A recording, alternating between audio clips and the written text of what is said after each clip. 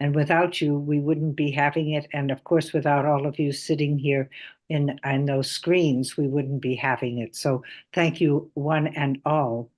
I'm Pocky Wieland with Global Women United, and just want you to know that this is only the second of these, and there are more webinars coming. We'll get in touch with you because we've now got your information because you're here. And so we're pleased to have you. And I think what I'm going to do, because we are limited in time, is I'm going to introduce the person who is really going to moderate, and that is Franziska Kleiner, who is coming to us from Berlin, and this just a reminder of how wonderfully international we are. That today we're focusing on the global South, most particularly on the continent of Africa, and we're so glad to have you with us, and both the women who are joining us from Africa and those of you who are joining us from around the globe. So thank you. And Franziska, thank you for being here, and I'll turn this over to you. Thank you very much, Paki. I want to welcome all of you. There's still people entering the space. This is wonderful. We have 3 speakers scheduled, though I believe we are still missing one. I want to welcome all of you, first of all, and say that good morning, good night, good evening, happy midday, wherever you are. Today, our focus is on Africa. All of us here in this webinar are aware that NATO's reach, the impact of NATO activity is long been global and has nothing to do anymore with North Atlantic Pact or anything. And that also the idea of NATO as a defense force has long been proven false. NATO has been cooperating with the African Union since 2005, from logistic support to structural assistance, to training, to coordination activities. And since 2015, there is a liaison office that has been opened at the headquarters of the African Union in Addis Ababa. Since 2021, a military cooperation plan is even on the table. Today we have, well, I don't know if Mika is here yet. We have 2 amazing women for sure. Perhaps we will have a third speaking to us on these developments and put these developments into perspective. They are all 3 doing different work on the African continent, and we will learn more about what the impact of NATO and general militarization on the African continent is. We will begin with Cyril Roland-Béchamp, who is a human rights advocate from Cameroon. She is working with and for many local organizations, amongst them the NGO Nouveau Droit de l'Homme. She is also on the board of the International Peace Bureau. And for us, I think she will set the scene and speak on the role of NATO militarism on the African continent. Welcome, Cyril. Thank you so much for taking the time. And we are looking forward to, well, learning what the impact, like how NATO actually functions on the African continent, and what the impact is of this militarization. Thank you, Franziska, for your kind words and introduction. I don't know really if we are going to learn something new from me, but I think this is a good space of discussion and to share what we have as human rights activists, as different actors, as peace activists around the world. It is an honor and a privilege for me to be part of this great panel and to be part of the global campaigns No to NATO and No to Militarism. You know, before I have to sometimes complain about the fact that Africans or sometimes French-speaking or other actors are not part of this global, campaign. So I'm really glad and I'm thankful for this event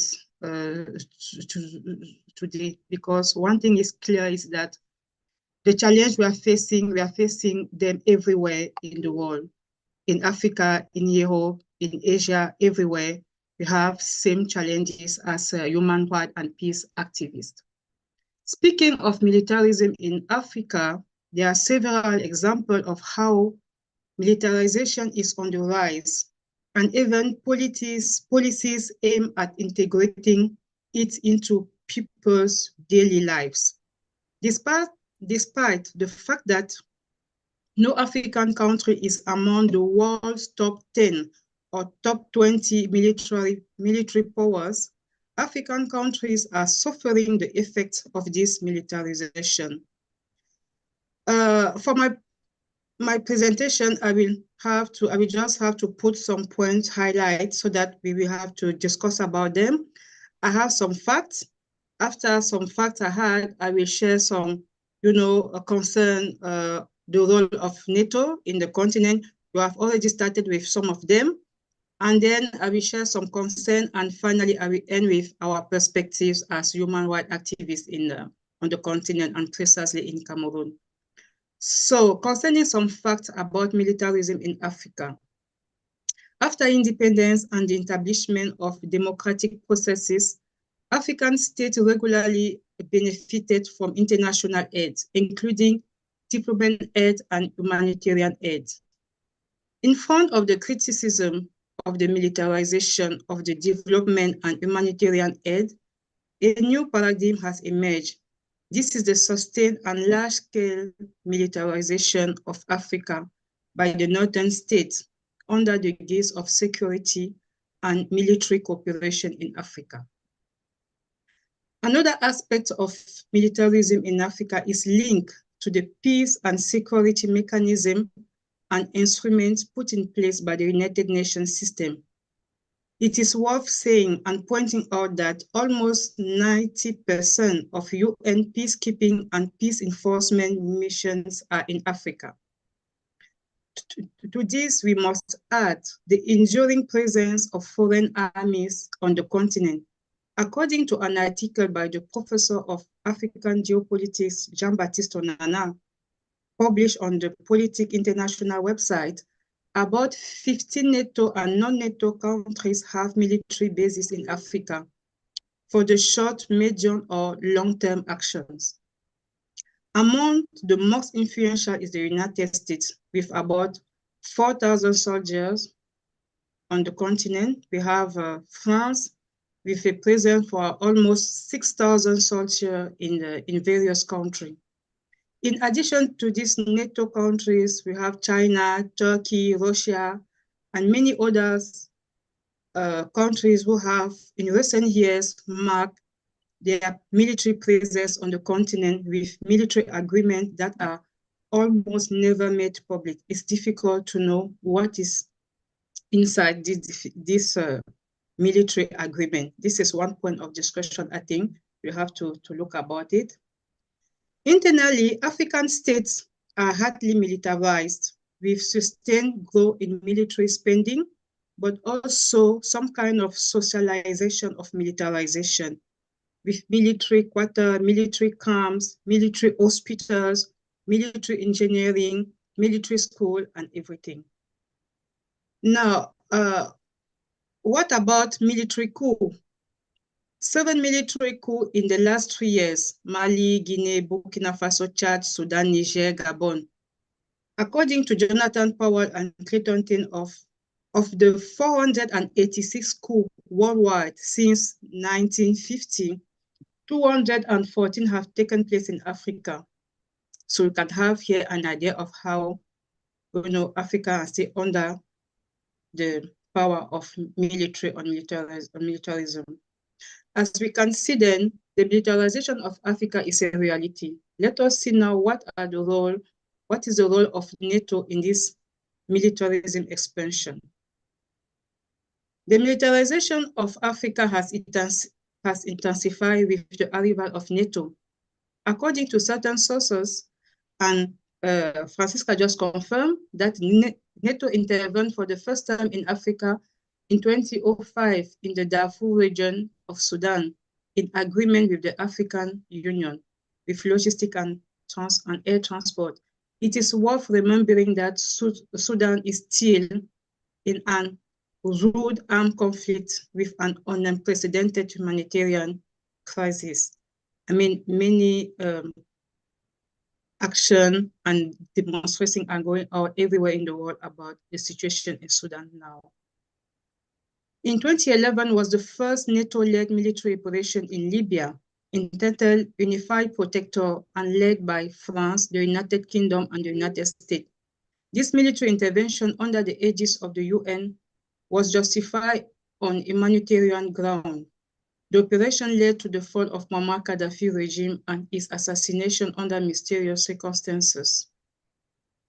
As you know, many intellectuals and observers believe that the worsening insecurity in West Africa in general and in the Sahel in particular was created by NATO's destabilization of Libya. By intervening on the continent and strengthening its relation with the African Union, NATO has at the same time extended its scope of intervention, since the NATO treaty limits its perimeter of intervention of Western Europe and North America. Another intellectual in an article on NATO and Africa says that NATO has turned to Africa to protect its Mediterranean zone, which is a strategic area for the transit of oil products imported from the Middle East bound for Europe or North America. In 2015, NATO opened a liaison office at AU headquarters. 4 years later, a cooperation agreement was signed between NATO and the AU. Another point, difficult to have, to see, and to read this agreement, but everywhere we see that there's an agreement. Where is the agreement? What is the term of the agreement? Difficult to know and to have it. So what are our concerns about militarization? The perpetuation and multiplication of hotbeds of conflicts with their consequences, displacement of population, sexual violence, massive violation of human rights. Other concern is the decline of democracy and the rule of law, the strengthening of autocracies and military regimes, the unequal distribution of national health, the increasing of poverty and inequalities, the impossibilities of achieving MDGs and the Africa Agenda 2023. We know everything is MDGs and Africa Agenda 2023. If you still invest in military, in arms, I'm not sure we are going to achieve these Sustainable Development Goals and also the Africa Agenda 2023. Now, what are our perspectives? As we can imagine, related to our concern is sustainable solution to Africa's conflicts, equitable distribution of national wealth, quantity and quality responses to basic social needs, effective enjoyment of human rights and protection of rule of law, the establishment and respect of democratic value and principle, the effective participation of youth and women in public life, a genuine policy to fight violence against women and girls, a genuine policy against corruption. So for me, the idea is how the money states put in military can be put on social needs, can be put on the need of population, can be put on development, can be put to have real and durable solution to crisis in Africa. I mean, this for me, it's what we need to talk about. And I want to end here because I think I just have 10 minutes. I don't know if I still have time or it's done with my time. Thank you very much, Francisca.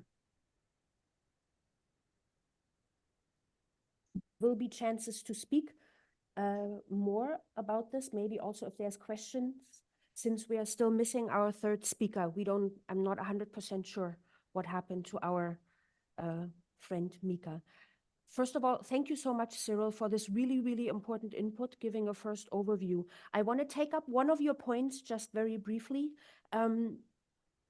Tricontinental Institute for Social Research has published just recently a brochure which is called Defending Our Sovereignty, US Military Bases in Africa and the Future of African Unity. So it is exactly on the topic that you were raising and exactly on the issues that you were raising. What happens when militarism is, defeating the purpose of, like, is in the way of developing and spending money on useful things. I will post the link in the chat. Just, I believe that this will be a good, like, addition to the useful and necessary information that Cyril has provided us with. Oh, okay. Can you hear me or can you not hear me? We can hear you. Yeah, okay. We Because can hear you. there has been a concern about the volume. I apologize if I'm difficult to understand. I hope this is now better. Also, there has been quite a bit of chats, stuff going on in the chat. I think introducing each other in the chat is very useful. And also feel free to post questions. I will try to get them organized in a way that we can address maybe some of them later. As I said, since we are missing one of our speakers, we may have more time for conversation than we initially anticipated. I will keep you updated on how this goes. Okay, our second speaker is Phakamile Hlubi Majola, who is the spokesperson for NUMSA, the National Union of Metal Workers in South Africa, which is the biggest independent trade union in South Africa. As we have seen or see time and again, unions have incredible power. Lastly, we saw this when trade unions and workers around the world refused to participate in the production and transportation of arms intended to go to Israel. And Pax, as we like to call her, as we friends like to call her, will tell us how NUMSA views NATO participation and militarization on the African continent. Please, Pax, take it away. And I want to send hugs and solidarity to you and the South African comrades for their brave stand against Israel's war in Gaza in front of the ICG. Yeah, I think that's very important to note that, again, South Africa is actually leading the way here. And many of the countries that we are from are on the other side of that divide. Thank you, Pax. Thank you so much. Thank you so much, Franziska. Thank you for your kind words and that lovely introduction. First of all, I want to just extend my gratitude to the Massachusetts Peace Action for hosting, for sponsoring or hosting this debate. And I'm also grateful to the Global Women for Peace United Against NATO for this webinar. I think these discussions are very important, and the fact that we have these conversations around NATO and we provide an alternative narrative to some of the propaganda that is being shoved down our throats on a daily basis on NATO and its impact. I also really want to thank the previous speaker, my sister Cyril, for what I thought was a very interesting input on sort of giving some background on what NATO has been doing, particularly in Francophone Africa and its interference there. And I appreciate that context, my sister. I think it's given us a very nice framework for this discussion. I am really going to try and be short. I realize I have so many notes, but I'm going to try and keep it short because I think we should, it would be, there's so much to say about NATO, especially, from an African perspective. If you talking about the impact of neocolonialism and imperialism, you're talking about NATO, and how it's played itself out on the continent. But I'm going to try and be brief. First of all, yes, my name is Phakamile, and I'm the national spokesperson for the National Union of Metal Workers of South Africa. NUMSA is a traditionally metal workers union representing over 350,000 metal workers in South Africa. Since 2013, we have expanded into other sectors in transportation, in aviation, in construction, and in mining. We are a socialist trade union, meaning I don't know how many unions are Marxist-Leninist inspired, but NUMSA is a Marxist-Leninist inspired trade union. We were formed in 1987 in the belly of apartheid. And I feel it's important to give you that context for you to understand why a trade union would have such strong positions on things like NATO, for example, and the role that it plays in geopolitics. NUMSA has a long history on social commentary, and also obviously in fighting against apartheid with the ANC as part of the liberation movement and within COSATU. We only broke our way, we were expelled from COSATU in 2014, but we remain very much a militant trade union fighting for workers in South Africa. Now, our position as NUMSA on NATO is that NATO is an outdated organization. It's a fossil. It cannot exist in our modern world. We've always opposed any instrument of neocolonialism and anti-communism, and the fall of the Soviet Union in the late 1980s should have led to NATO breaking up. The Warsaw Pact broke up, if you recall, at the fall of the Soviet Union, and NATO should have also broken up. That is the view of NUMSA. And instead of breaking up, NATO has expanded. NUMSA has also reflected on the war between NATO and Russia. And it is our view that this war is presented as a Russia-Ukraine war, when it in fact is a proxy war by NATO. It is our view that NATO should have, as I said, been disbanded, and that NATO expansion has actually provoked Russia.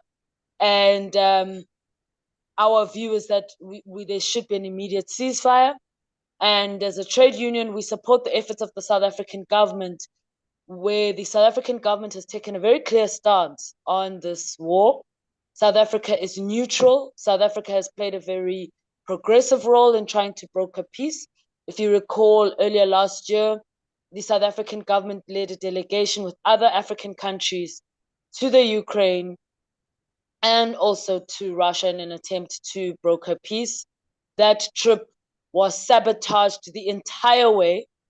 And that's because there has been a very concerted effort to actually prevent peace. If you've been listening to what the West has been saying to the Ukraine, they are not encouraging peace. They are not encouraging negotiations. They talk about arming the Ukraine further, although at the moment the war in Gaza seems to have eclipsed some of that talk. But prior to October 7th, there was very much strong rhetoric pushing the Ukraine to continue with this war and certainly not promoting peace. So NUMSA supports the position of the state on this. Also because, if you look at how this war has been affecting people on the continent, the IMF has actually recorded that, already you're talking about an African population that's overburdened by high levels of unemployment and poverty, where the majority of the working class spends more than half of its income on food and energy. The war has had a huge impact on energy prices everywhere on the continent, even in my country in South Africa. And this has really been devastating for ordinary workers and their families who are already struggling. So we have a real interest in seeing an end to this war. We also have to talk about the role that NATO played in because this discussion again around Ukraine is obviously the modern context. But if we go back a little bit into history, NATO played a direct role in propping up the South African government's nuclear program during the dark days of apartheid. So not only do we have a modern NATO which is aggressive and interferes in modern day politics on the continent, we know there's a long history of NATO interfering on the continent anyway. And in South Africa, it helped build nuclear armaments. But that of course came to an end in 1996 when South Africa went ahead and signed the Pelindaba Agreement. So all of those things really are, for us, a sign that NATO does not have any kind of positive role to play on the continent. And by the way, the motivation that the South African government at that time used was the fact that they were trying to arm themselves against the other liberation movements which were mushrooming all over the continent. So the agenda there was very much colonial. It was very much about advancing imperialism, and even the decision to push South Africa into signing these treaties was to ensure that Black people don't get hold of the nukes, to be frank, because that was a real fear in South Africa, that the Black majority would become too powerful. And because of the fact that it already had strong ties to the Soviet Union at that time, there were concerns that these weapons would somehow advance the agenda of Russia. And by the way, that agenda continues in South Africa. And I'll talk more a little bit about that when I talk about AGOA and how this issue of NATO and the Ukraine war has affected South Africa directly. I'll go back to that. We do have to talk about Israel. There's no way you can talk on this subject and not incorporate Israel, and not talk about how, the situation of what Israel is doing to the Palestinians is just an extension of colonialism and warmongering of the West. And of course, what Israel is doing to the Palestinians is being supported by Western governments. Our position as NUMSA is that Netanyahu is a war criminal, and we wholeheartedly support the position of the South African government and the decision that it took to take Israel to the ICJ. We believe that America is complicit in war crimes because of the fact that it has supported Israel on this very, very unjustified war in Gaza.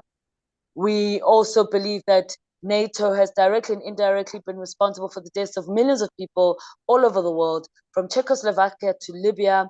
The covert operations in the Sahel, which have strengthened extremist forces, it has always resulted in the working class suffering. And I'm so happy that my colleague Cyril actually spoke about this, because she painted a very clear picture of their interference. We've also, one of the things that we need to touch on is how the aggression of NATO has given rise to a new Cold War. NUMSA has a direct experience of a level of what we would describe as blackmail. We've endured blackmail in the lead up to the AGOA meetings, which were to take place late last year. AGOA is a treaty, an Africa Growth and Opportunity Act.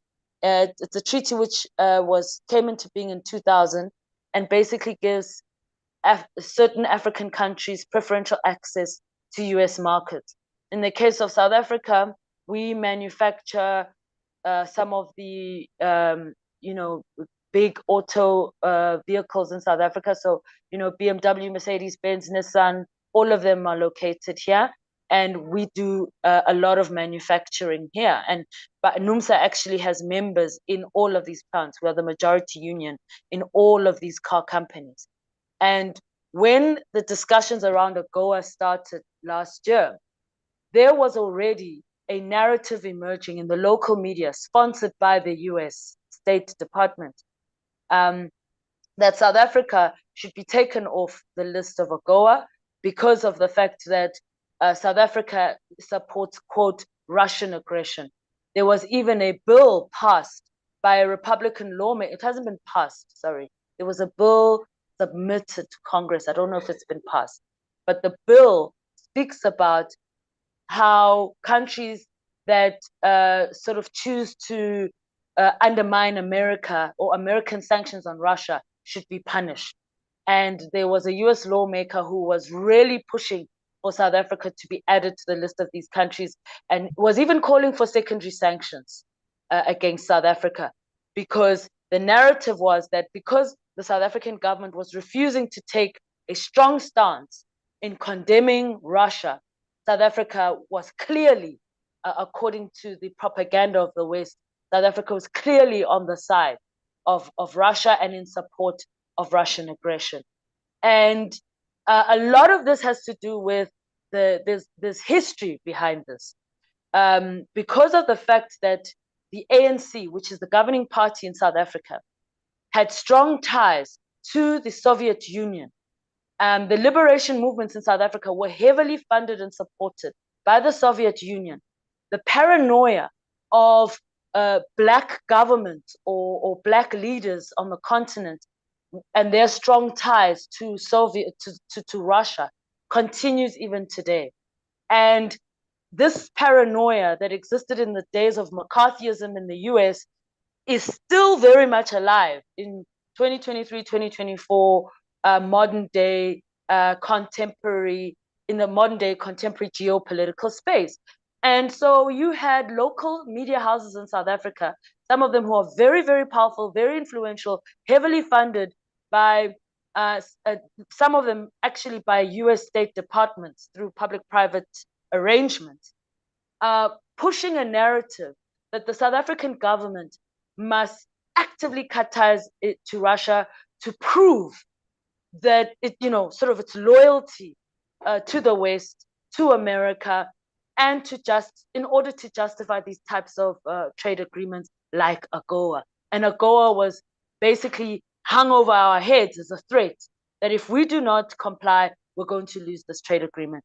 So these are some of the conversations we have to have about how, NATO is being used even in this type of environment when it comes to trade agreements to advance the sort of neo-colonial imperialist agenda of the West.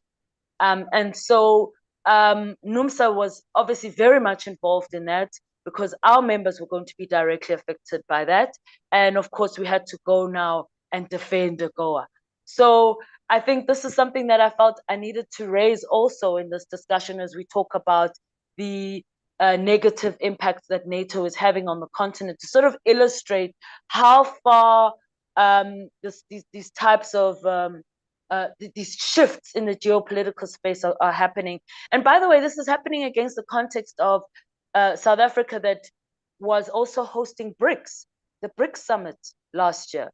So again, South Africa is under a lot of pressure to pull away from BRICS and to strengthen ties with America and the West. If you've been following what's been happening in BRICS, you will note that there's a strong push from China, from Russia to consolidate their influence, their role, I suppose, in the global South. And of course, they've come up with the relationships that they have with many African countries is very friendly compared to some of the agreements that many African countries are forced to sign with other Western countries. So this sort of tug of war where Western interests continue to try and dominate local politics on the African continent are still alive and well. And even the BRICS discussions, there was a very real attempt to try and derail BRICS in South Africa. There was a very loud media campaign in South Africa, pushed by right-wing media houses, for example, that if Putin should ever land in South Africa, he should be arrested because of his role in the war in Ukraine. I mean, it was insane, the things that were being peddled by the local media. But I think it's also an example of just how far the influence of NATO has gone in this geopolitical landscape that we're playing in, where there is a very direct attempt to interfere in the day-to-day politics of what should be sovereign states.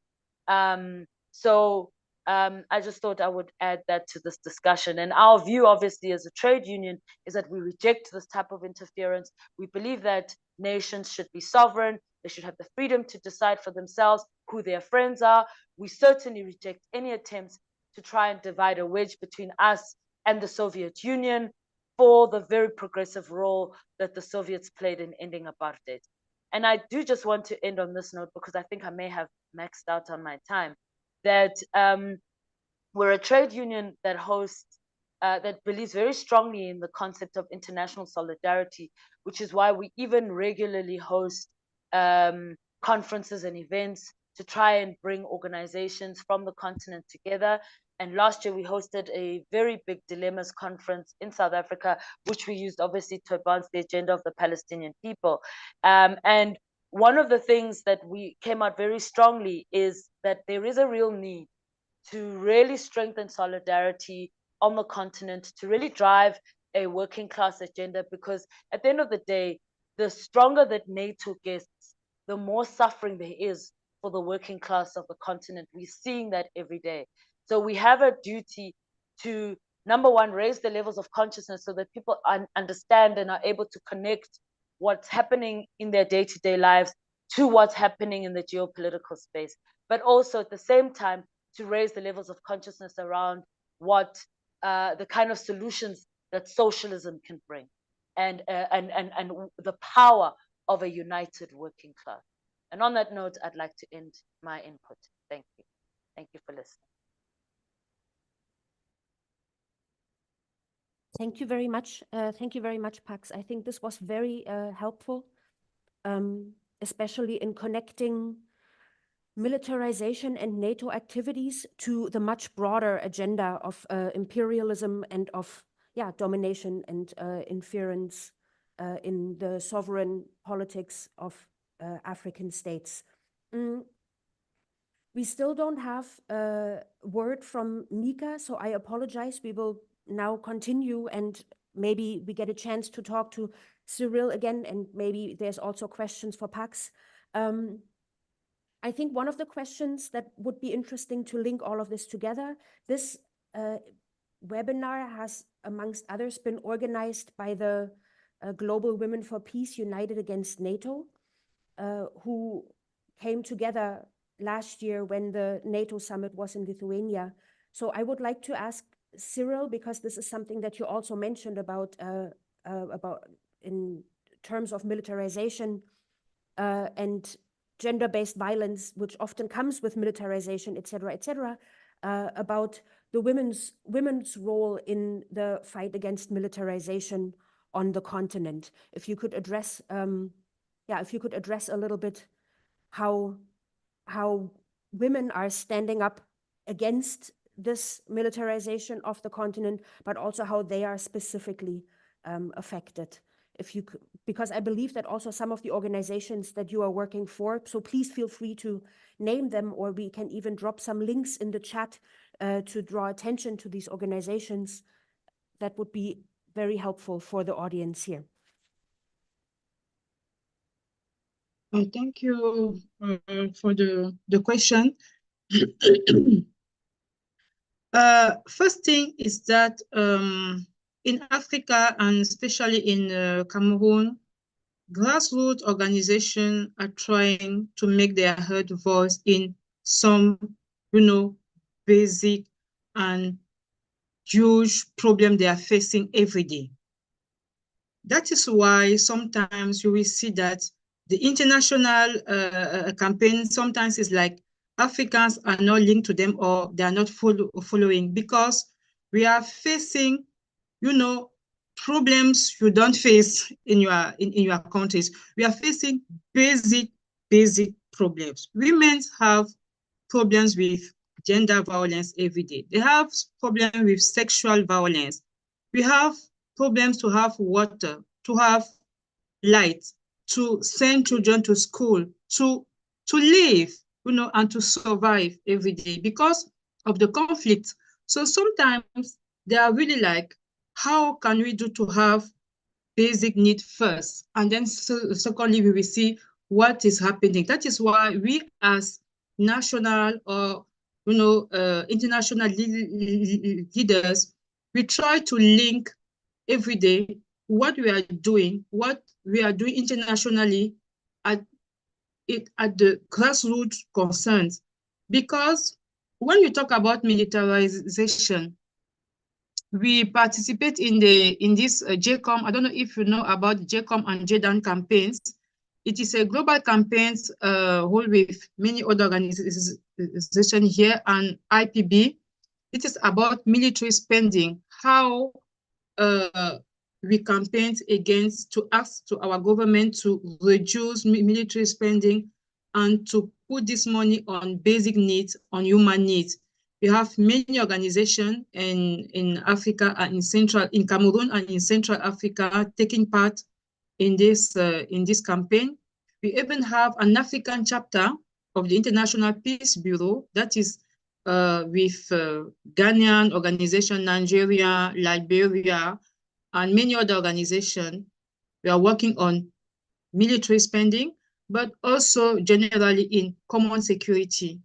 The idea here is, how do we talk about real problems? How do we talk about impact? Because if you don't link the situation now in Africa with what is going on internationally, it's difficult to have an impact. It's like at the beginning when we were talking about this Russia, Ukraine things, it was like Africa are not concerned about that. But finally, it's become clear that we are the first to be affected.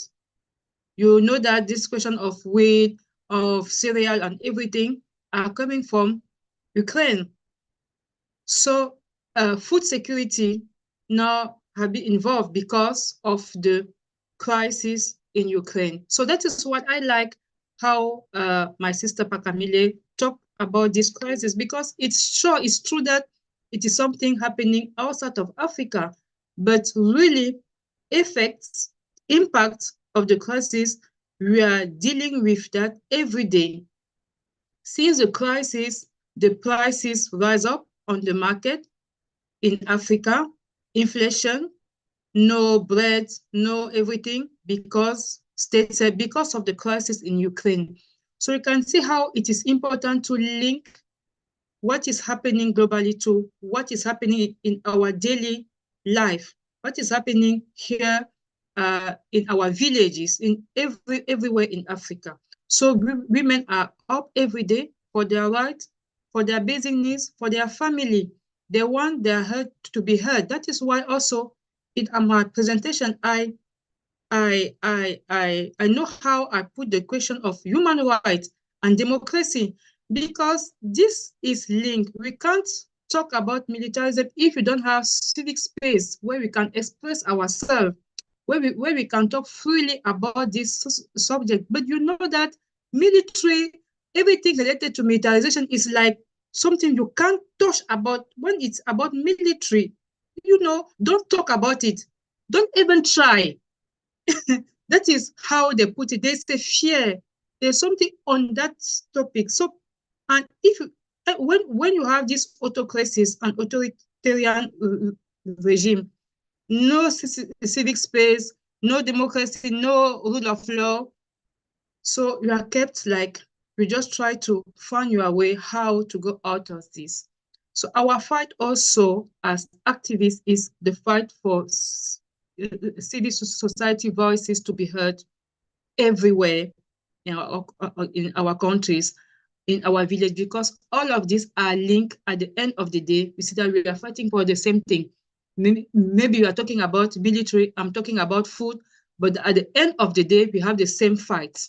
Is that there are people there up there doing their own interests, and they're not ruling for people, you know, and human interest. That is the point for me. Thank you, Cyril. It is interesting to see how also in the chat, people are now beginning to raise these questions that are connecting all of these different crises, like not singling out militarism as the one issue as if that was the only thing, but really pointing out how interrelated these crises are. I would like to draw your attention to one request in the chat, which is to share resources, or, you know, here Tamara asks whether there's like people who we should follow on Twitter or wherever in social media. I think that might be a very, if you have any readings, that's what I meant also, Cyril or Pax, putting some links into the chat right now. I also think that we will probably collect all the questions that we are not getting to, because I think for the questions indicate very clearly where there's more need for education. We will not probably be able to address all of them here right now. For example, is BRICS a chance to push back against NATO? Or what do the speakers think about Russia and China on the continent compared to the US/the West? We've seen that there's a lot of geopolitical questions are being raised, and also about how to stand against imperialism and Western hegemonic pressure on the continent. So I would like to, if possible, give the word to Pax for like 2 or 3 more minutes to address these types of questions, but I strongly encourage you to share resources. I also know that there's a lot of hands raised. I'm not 100% sure whether for sheer technological reasons we will actually get to other people speaking. Again, I must encourage you to post your questions in the chat. I believe that we will collect those questions and we will take note and make sure that we discuss with all the amazing organizers of this webinar whether there isn't a point of addressing all these different questions again. But Pax, please, you have a few minutes to address some of the issues around imperialism on the continent. Thank you so much, Franziska, and thank you to the people in the chat who are asking questions. On the question of imperialism, I think that's a very good question, because there are many interests. I think there was a question you raised, Franziska, where somebody had asked, pardon me, had asked if BRICS was perhaps a better option for the global south or for Africa. And that's a very difficult question to answer. And I think it depends. To answer the question, first you must ask who's asking and who's answering, you know? Because, and I'll tell you why that's important. Imperialism has many faces, and it comes in many forms and in many guises. And victims of imperialism understand this very keenly. For example, I'll use South Africa as an example. South Africa and South Africans, Black South Africans, when they fought against apartheid, they assumed that the death of apartheid would automatically translate into genuine democracy for the masses. Genuine democracy for them, what that looked like was housing for all, education for all, healthcare for all, peace and security for all, and a better life for all. But as we know about the nature of capitalism and how it finds ways to reproduce itself in different ways, we went from apartheid, which was a race-based system where Black people were economically, politically, and otherwise deliberately marginalized through a battery of legislation, to a form of exclusion where your access to quality of life is determined by how much money you have in the bank. And as a result of that, when you look at whether Black people in South Africa have done better or worse since apartheid, unfortunately, the story is not a good one. We are right now the most unequal society in the world. And the highest levels of poverty and unemployment affect the Black majority overwhelmingly. And the ownership of wealth and mine and land is still in the hands of the minority who were the ones in charge during apartheid. So you can't, it's not apartheid, but it's a form of exclusion. You know, capitalism is obviously a form of exclusion where you are denied your humanity on the basis of whether you can afford to pay for, you know, certain things. So when you're answering the question of whether BRICS is better or not, I think the most important thing would be to look at what are BRICS policies. What do the BRICS policies say about advancing a working class agenda? Is BRICS as a body, does it share the same values as the working class? Or is it in and of itself a capitalist construct? And I suppose we could have a very interesting debate about that, because it very much is a structure of capitalism. Yes, it's bringing a different world order. If you look at some of the discussions that were coming up last year, they were talking about things like de-dollarization. They were talking about greater inclusion of the global South. But these policies, whatever resolutions they come up with, do these resolutions translate into improvements for the working class? And that is the million-dollar question. So I think that that's a conversation that the progressive left must have. We must define for ourselves what we want BRICS to be. NUMSA will say that BRICS should represent the demands of the working class. But I don't know, some might argue that's not realistic because they're not a trade union. So I think these are some of that's how I would answer that question. In terms of the resources, I in fact a lot of what I've said obviously is positions of the union, but also some of my research was really I watched a lot of I got some information from an interview that Vijay Prashad did with Breakthrough News in 2022, just on NATO and how NATO has expanded. And of course, some articles from this website, the Review of African Political Economy. The title of the article was Why NATO's Wars Should Worry Africa. So, but I will drop, or I'll share some of my links also with the organizers so that they can disseminate them. Thank you. Thank you, Pax. I want to thank both the speakers. I think this was really amazing. And I think we raised more questions than we answered, which I think is a good thing. Like, I think that's the right kind of webinar when you come out with more questions, with piqued curiosity, and of course with a sense of fight and struggle in your heart. So I hope that this did this for all of us. I want to apologize to the people who have more questions that we didn't get to. I hope that we will continue this conversation. I want to thank Cole for his technical support. And I want to make sure that I give Paki the last word, because she will hopefully inform us on what are the next steps, what is coming next for the Global Women Against NATO, and also, last but not least, where is the next NATO summit? Where is the next place that we all have to go to meet in protest and in struggle? So Paki, please take it away. And I want to thank everyone for waiting patiently and apologize again that Mika, our third speaker, didn't make it.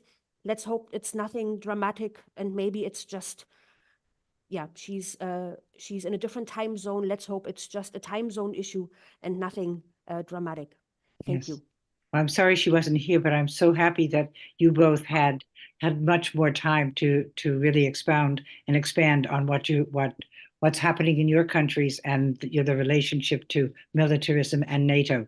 The first thing is early July in Washington, D.C. We're not celebrating the 4th of July as often happens, but we are really there to protest NATO.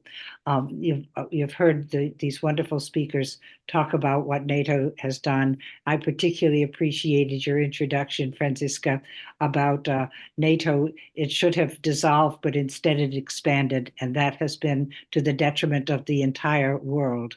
So we are standing up against NATO. This is only the second of the Global Women for Peace United Against NATO webinar. There are more coming, and because you signed up to join this webinar, we have your name and we have your contact information, and so we will be in touch with you.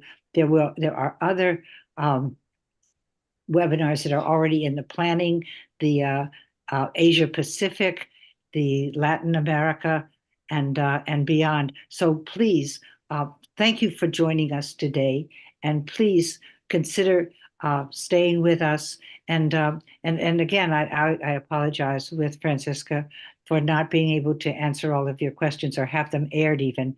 But I think this is one of the drawbacks to time. But the good news is, because of this wonderful webinar provided by MAPA, we're able to listen to people around the world.